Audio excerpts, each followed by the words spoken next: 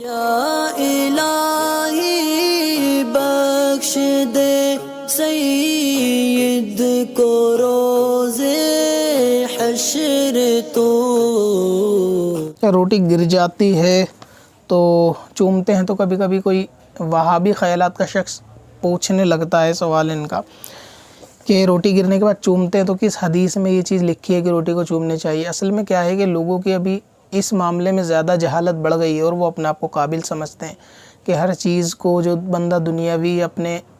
ملک کے اعتبار سے عرفی طور پہ بھی کرتا ہے تو اس کو ہر چیز کو حدیث میں تلاشنے کی کوشش کرتے ہیں. اور اکثر وہی لوگ ایسا کرتے ہیں جن کے ہزاروں عمل پورے دن میں غیر حدیث کے مطابق گزر رہے ہوتے ہیں، لیکن جب دوسرے کا کوئی ایسا معاملہ آتا ہے، خاص طور سے اہل سنت کا، کہ وہ تعظیماً کسی کام کو کرتے ہیں تو اس میں وہ حدیث تلاشتے ہیں. تو اگر روٹی وغیرہ نیچے گر جاتی ہے تو اس کو چومنے میں شرعاً کوئی حرج نہیں ہے. حضور علیہ السلام نے رزق کی ادب کا خیال کرنے کا اور اس کو بے حرمتی سے بچانے کا، اس کو برباد کرنے کا، اسراف کرنے کا احادیث کثرت سے موجود ہیں. تو اگر کسی کے ہاتھ سے روٹی گرتی ہے تو وہ اس کو اٹھا کے تعظیم کی نیت سے چومتا ہے، اور رزق کی ریسپیکٹ کرنا، اس کو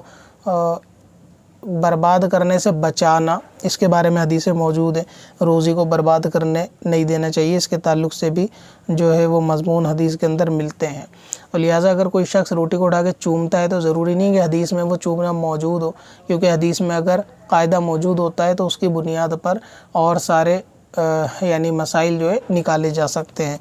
تو روٹی کو اگر بندہ گرتا ہے تعظیم کی نیت سے اٹھا کے چومتا ہے تو یہ چومنا اس کا سمان اور ریسپیکٹ ہوتا ہے، تو اس اعتبار سے پھر وہ روٹی کو سائیڈ میں رکھتے ہیں یا کھا لیتے ہیں. ٹھیک ویسے ہی کہ جیسے حدیث پاک کے اندر مومن کو تحفہ دینے کے بارے میں کہا گیا ہے کہ تحفہ دو، اس سے محبت بڑھتی ہے. اب تحفے میں اگر کوئی اپنے بھائی کو برگر بھی کھلا دے گا، پیزا بھی کھلا دے گا، تو بھی وہ تحفے کے حکم میں آ جائے گا یا مومن کو کھلانے کے حکم میں آ جائے گا. اس میں یہ نہیں دیکھا جائے گا کہ یہ پیزے کی کوئی حدیث موجود ہے، کوئی صحیح حدیث ہے برگر کھانے کھلانے کے تعلق سے. تو جب یہ لوگ اس طرح وہاں بھی کھا پی رہے ہوتے ہیں تب ان کو حدیثیں موجود نہیں آتی، لیکن جب کوئی اہل سنت کا بندہ اصالہ ثواب کرے یا کسی چیز کی تعظیم کرے تو وہاں پر ان کو حدیثیں یاد آتی ہیں. تو یہ بھی ایک جہالت والی بات ہے، یعنی سوال کرنا ہی جاہلانہ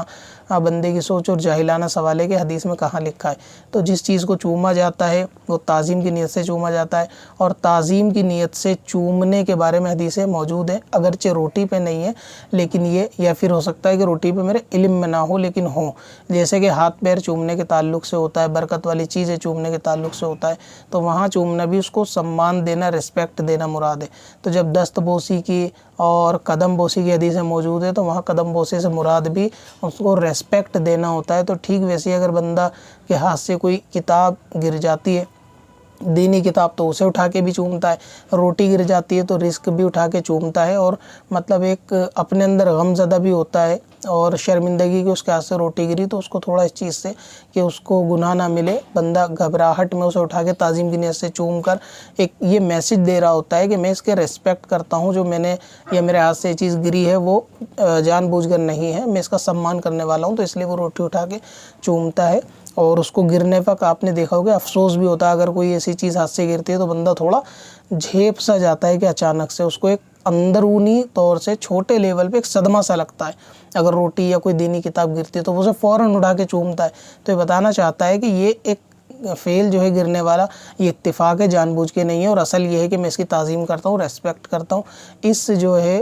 میتھڈ کے حساب سے بندہ اس کو چومتا ہے. تو چومنا تعظیماً چیزوں کا، جیسے کہ دست بوسی، قدم بوسی حدیث پاک کے اندر موجود ہے، اور اس کے اوپر تفصیلاً ویڈیو بھی بنائی جا چکی ہے، آپ لوگ یوٹیوب پہ سرچ کر کے دیکھ لیں سکندر وارسی اباؤٹ قدم چومنا، تو شاید وہ ویڈیو آپ کو مل. کب سے اپنی خطاؤں کا شمارہ